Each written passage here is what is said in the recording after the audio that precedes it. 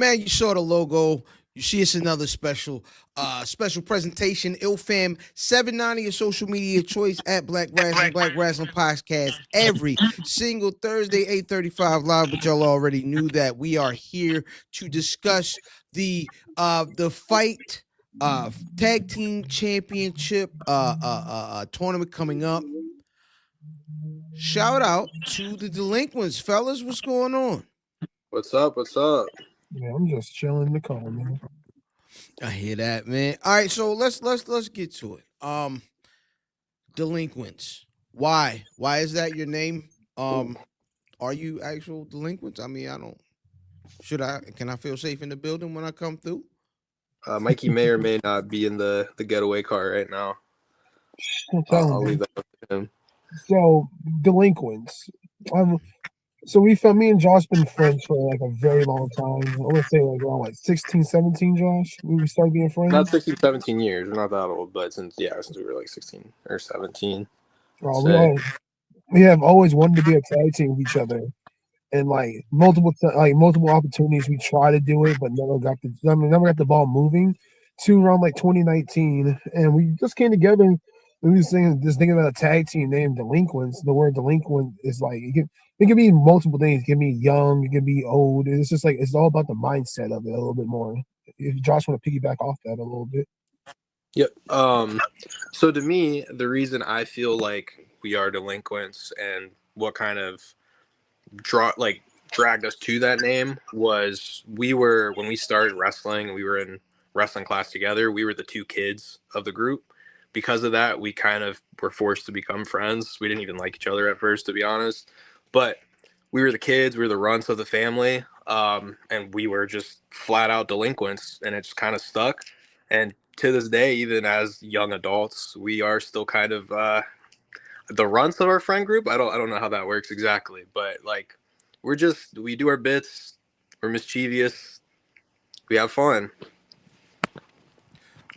So where is this that you guys were training that you were getting into this mischief? It was the Crab Wrestling Academy. It is no longer existing, but it was in Southern Maryland, right underneath this nice little lighthouse. Hot as hell in there, but good memories. Good memories. Do you have any fond memories, brother Mike? So that place has a lot of memories of that place. So like, for instance, there's been times I was to set the ring up back in the day, and I was so scared I would not find a ride to get to the shows. I was just sleeping to the ring all the time. And I remember this one time I got a ride dropped off to my house at the place, and I just slept in the ring. And then the next morning, our trainers walked up and was like, "Why are you sleeping in the ring?" I said, "Oh, because I didn't want to miss a show or come to training and stuff." They're like, "Why didn't you just call the phone? You could have slept on the couch or something." But I was always that one guy that's always trying to get that next big step into professional wrestling. Because like being a young kid growing up in Southern Maryland, man, that's the only thing we had going around here. It's just like either you get yourself in trouble with the wrong crowd, or you just find a way to get yourself noticed and get out. So, all right, let's talk about Southern Maryland and pro wrestling. How did you guys get kind of involved with pro wrestling down there? It's a bit of a hop, skip, and jump where I am. I'm just south of Baltimore, but where I guess what did that region kind of have effect? What effect did it have on your career? So you want to go first, Josh? Yeah, I'll go. We got really lucky, to be honest, because where we live is, I'm sure, Southern Maryland. If you don't know Southern Maryland, it is like the forgotten part of Maryland, if that. It's so close to Virginia. We have nothing but bars down here and like rednecks and like the whole 9 yards. But a school randomly opened 30 minutes from my house. I really lucked into it. I think Mikey's backstory is a little more interesting than mine, probably. I just say this: I graduated out of Great Mills High School at the time. I was doing amateur wrestling, and I had a heartbreak moment. I got myself disqualified doing amateur wrestling, and like I was supposed to go to college and all that stuff. And well, you get disqualified. People don't want to see like a let's keep it real, a black kid going out there just trying to start fights and stuff a little bit, which I wasn't trying to do. And then my mom was like, you know what, you should probably go out there and work. So I got my first job working at the hospital. And like, being that young kid at a hospital, a big job, sometimes you get yourself in trouble, man. I just couldn't keep my mouth shut. I kept being on my phone. I just kept going on and on and on until one day I got fired. And like, I remember my dad, called my dad that day upset, and my dad was like, "Look, you find something you want to do, and I will give you the money or help you figure it out." I went to a World's Gym that night. I paid like, I don't know, I think I paid like $10 to get in at that time for a day pass. And I saw a paper up there that said GXW. It was like Merlin a little bit and stuff. So I called the number the first time, no call, no answer. I was like, dang. I said, well, me being a professional wrestler was not going to be it. And I just like walked away from it. But for some reason, something kept drawing me back. So you should probably ask your dad. I think that dude's your dad's friend. So I called my dad and said, "Hey, that guy you showed me back in the day, this new wrestling back in the day? Yeah, I think he has a school down there." Long story short, my dad called him. Me and the dude set up a time period to come train and stuff. And my dad paid for my whole wrestling school for me. And like my mom was a little bit heated about it because like he said, "You don't got this going for yourself." So well, I paid for my whole semester for wrestling school. And I was like trying to find a job in there, but like looking back at it now, I'm so thankful for actually finding that chance. My dad paying for that for me to do professional wrestling to end up right here where we at right now. Yo, that's amazing. It's really dope to hear. Because everybody kind of you normally will have like a glamorous, oh well, I got it out the mud and I beat up 10 men and they just picked me to be the best. But man, sometimes man, it's just your pops helping you out. What are you guys' earliest memories of actual pro wrestling? So my grandmother passed away in around like '03, and my favorite memory of her because my dad was in the service as well was one day I was at her house while my mom, at the time, my mom was a single mom at the time because my mom and dad did split up at the time. My dad was still doing boot camp and stuff. And my mom was working at the hospital and working at McDonald's at the time. For like, mom for two jobs to like take care of two kids at the time she had was me and my sister. And my sister was at my aunt's house and I always stuck to my grandmother. One day my grandma was just flipping through the TV channels and I looked at it, I was like, oh my God, grandma, stop, I'm gonna watch this. And like it was the funniest thing because I've always remember it was Rikishi and The Rock in the ring. Rikishi was in there talking to The Rock, something was going on, and like I don't know who it was. Then Rikishi did the stink face to him, and I was like, "Grandma, who that?" And she was like, "Oh, that's The Rock. He's a such and such champion." Just reading the captions on the side of the thing while she's cooking me dinner. It's so funny to me looking back at it. She was like, "Yeah, that's The Rock, two-time champ. He did this. He had a feud with the Stone Cold Steve Austin." In my head, I'm like, "Grandma, you're so smart because you know so much about wrestling and The Rock." And then like ever since then, that's always stuck with me and stuff with it, man. For me, I went to a Catholic school, an elementary school. I hated it. I don't hate religion and everything. It was just the school itself, and I think just the people that I was in class with. Like I said, Southern Maryland, it's like redneck town. Just didn't really get along with a lot of the kids. Um, there was one kid in my class. I think this was about third grade, and for some reason, I was like, if I'm friends with that kid, I can be friends with everyone in my class. Make some friends. Already Fine. work in a room. Yeah. Yep. And uh, so I started talking to him, and he just started talking to me about wrestling, and I was like, I love wrestling. Didn't love wrestling. Didn't know anything about wrestling. Uh, he asked me.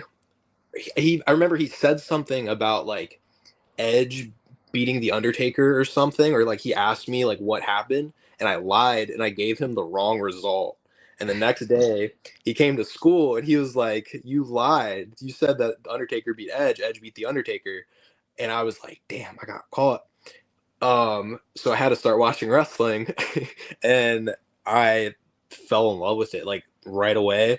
I got into it right when Jeff Hardy was like in his chase for the WWE title, and I think that was like, as a smaller guy, a very good transitional point in wrestling where like the small guy started to exist in a big man's world. Like he was the one that really broke that barrier for me. I know Rey Mysterio you could say as well, but just for me, just because of also like how cool Jeff Hardy was at that time. Like everybody loved Jeff Hardy, and then it just kind of stuck with me. And I'm sure like all of them got out of wrestling, but like never went away from me.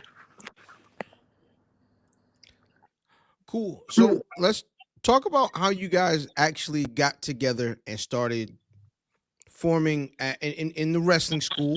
Talk about the early days and the start of the Delinquents. So I just start off like this first with it about the Delinquents.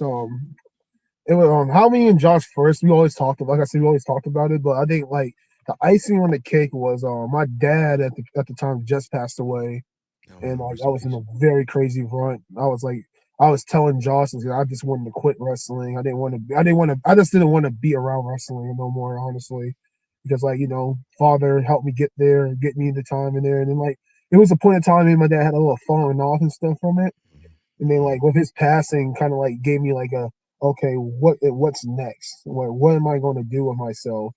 And Josh called me one day, and he was like, "Hey, I got this tag team opportunity for us," and I was like, "I don't think I want to do it." And Josh just kept on like, "Well, I think you should do it, bro. Like, how about this? We try it out. If you don't like it, then you can go away." And then that one day, I just went to the show. I sucked it up. And we did the show. And that crowd was just start yelling and got hyped up. And then I was like, God dang, man, I would miss this if I was on. And like I was like, you know what? Maybe it's still something out there in the life of wrestling for me, And ever since then, it's always been me and Josh with the Delinquents. Yeah, and I'll add to that even before that night happened, where because like I know Mikey was in like a very dark. I'm not gonna put his business out there, but I know he was just experiencing a lot, and I got that opportunity and was asked if I had a tag team partner, and Mikey's been my best friend through this whole journey, and we didn't have any tag stuff. We talked about the idea of doing it one day, but I just saw that was like where it was going to begin. But going back way before that, I kind of brushed on it earlier. Um, we actually like didn't like each other when we met each other. Um, we we were kids, and it was mostly on me. I was kind of a dickhead when I was like 16, 17. I didn't understand Mikey. Like he has a very like strong personality, and I was just like a little shithead.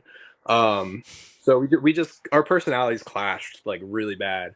But because we were the kids, we our whole training staff in like the school would go out and they'd hit bars after shows, after training, and we were like children, so we had to stay in the car. So we would be sitting in this car for like an hour or two, and eventually like we just started talking and just started being like, okay, I guess we're friends now.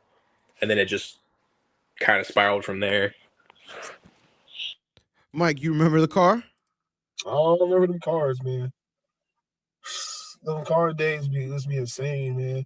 And the funny part about it was like, so because me and Josh didn't like each other, Josh just be on his phone watching like a podcast. And at the time, I didn't have a phone too, so I was like, I just be standing out there like, God damn, man, I wish I could go in and stuff. Then it's like just sitting in the car, just looking back and forth, like, God dang it, windows getting all foggy because we're talking and stuff. Then like you try to step outside the car, the bouncer's like, "Hey, what do you think you're doing?" I'm like, "Hey, I'm just, I'm chilling. I'm a designated driver." And they just look at you, "Oh, all right, bye. Get out my face." So, how do you guys from Southern Maryland make your way uh up to fight, man? A diverse promotion, I would call it. And they, very different from where you find other places, man. How do you end up there, and what were your first thoughts of fight when you got there? So I I don't remember specifically, Mikey. Did you wrestle for Fight before I wrestled for Fight? So I think I would. I think I'll be honest. I think I might have wrestled for Fight once or twice. I remember because I remember meeting what's his name in Vegas too, though. There's two different stories I remember with Fight too. I've been to shows at Fight for most of the times though. I visited there when they first started out there and stuff. But like I think when I got my foot in the door, I did a show in Vegas and I met what's his name again? Chris Kazan. Yeah, thank you. I always miss people's names. So I met Chris Design there, and he talked about Chris Design was like, yeah, I know you, right? I'm like, from where? He's like, from Maryland. I'm like, no, you don't. He's like, dude, like, come through. I'm like, come down to fight. And then I was remember one day calling Josh, like, yo, you want to go to fight? Chris Design invited us down there and stuff, and we just kept popping up down there, and like it's just been like I want to say like a little like off and on thing.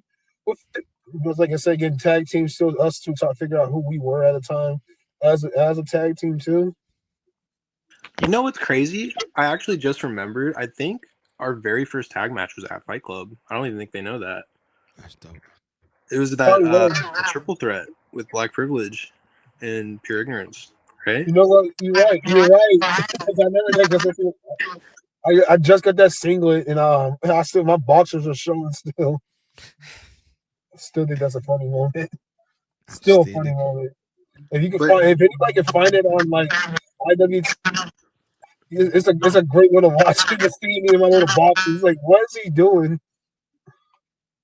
No, and I think how we got to Fight and how we kind of knew that Fight was like a company we wanted to be at, it was kind of coming off the back end of a lot of the bigger promotions in our area kind of crumbling. Like I'm sure like you can assume what companies we're talking about and whatnot. But the DMV kind of just like flatlined for a second, and then Fight Club showed up, and like the sense of just like community and everybody, those shows, the other promotions, not to talk about them for too much, but it was kind of like people from all areas would come in and like they just were like, okay, this is a spot where this can rocket launch me. It was just any other big indie. What we love about Fight is that there's a sense of just everybody is pushing for the product and everybody is looking out for each other, and I don't know, we feel at home there. So coming up in a few weeks, I'm excited about it. I've got my ticket already. I'll be in the front row. We got this tag team tournament coming up, brand new Fight tag team titles, and you guys first round. It's you and the mainstays, Silent Storm. They're loud for them every week in there, man. It'll be good to see. It'll be good to see you guys in there mixing it up, man. What do you guys think of your chances in the tournament? And what do you guys think of Silent Storm? So I just start off with it. Me and Josh, how long have we been doing this now for? Like 9 years now? Yeah, going on 9. Well, no, 9 years. We have traveled from the East Coast, West Coast, Midwest, and back home. Last year was our first year ever being home and just seeing how the home, how home feels a little bit. And like, I just think for me and Josh, with this tag tournament coming up, it's something that I say is an honor, honestly. It's an honor because you look at it, you got the Pan African champion, the Chocolate City Championship. Those things right there skyrocketed people's careers, man. Mm-hmm. Like Tisha Dora, look at her now. She's at ROH, man. And like O'Shea Edwards, come on, man. It's just like those are names we want to have our names next to right there. And it's just like it's just like to us. It's like I want to say it's a little nervous. Like I want to say I'm a little nervous, but as long as I got Josh with me, I'm like I feel a little bit confident a little bit with us right now moving forward into the tournament. Silent Storm, yes, the crowd gets hyped for them. And heck, I seen Bandino put a big tweet out being like, "Oh, thanks for the house." I just think we're walking in uncharted waters a little bit, if that makes sense. And like for me and Josh, all our lives we've been inside uncharted waters, and I feel like in this tournament we're a little bit comfortable. We're like I don't even want to say the dark horse in there. It's just like something there that makes us, I want to say not unease, but it gets me excited a little bit more, if that makes sense. On my stance of it, I completely agree with Mikey. I think we teeter along the lines of being kind of dark horses for this tournament. Um, heard a lot about Silent Storm. Like, I've had multiple friends text me and just be like, wow, this match is like gonna be really good. And that's very exciting. We're very excited for it. Always love a good match. But this tournament, the second that we found out we were in it, I have been, and Mikey has been, like, so locked in and focused. We understand that opportunities like this don't come a lot, especially in our region. Becoming the inaugural tag team champions of this area means a lot, and I hope that every single tag team in this tournament understands how prestigious that is, and understands that whoever wins, which we would love for it to be us, we are going to fight to make sure that it's us. Whoever wins has to carry that flag and has to take it all over, like the Pan-African World Diaspora Championship, like the Chocolate City Championship. Like, especially tag team wrestling in the DMV can be so, so good. Those titles are so beautiful. We want to wear them with pride. We want to be those flag bearers. And honestly, I'm not even trying to toot our own horns a little bit. It's just like how we feel. I feel like me and Josh is like, hate to say it, the best tag team in the DMV. For this tag, I feel like we're that tag team that needs to get those titles. And I feel like we have the responsibility to push those titles out there to get it to the places they need to get to. And yeah, everything that we've worked for, like every region that we've been to, and not saying like we still have so many more places to explore. It's all kind of came to this, and we feel like we're those faces. That's amazing, guys. What's your plan? Like, how do you prepare? Like, you have the match with Silent Storm. You proceed, and then I believe it becomes a triple threat. Is that a tag team triple threat at the end? How do you prepare for a tag team triple threat? I'll go.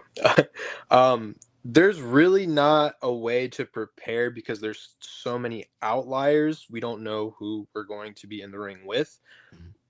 The biggest way for us to prepare is keeping our brain focused on the task at hand, and not saying that we're looking over Silent Storm. We understand they're favorites for the tournament, and we accept that, and we'll be ready for that.